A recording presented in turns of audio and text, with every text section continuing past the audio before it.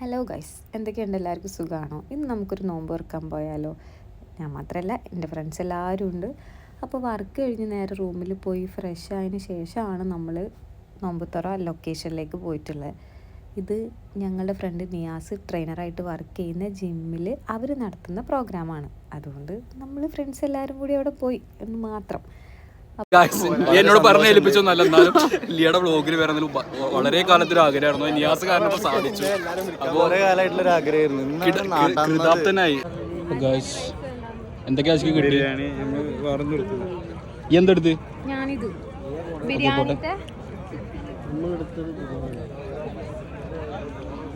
ഇതൊക്കെ കട്ട് ചെയ്തെടുത്തോളൂ കേട്ടോ. This is biryani guys. നമ്മൾ ഇങ്ങനെ എടുത്തിട്ട് സൂപ്പർ.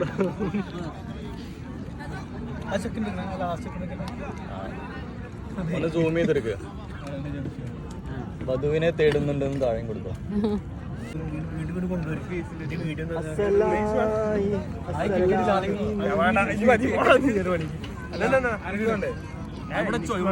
നിയാസിന്റെ സ്നേഹമാണ് ഞങ്ങളെ.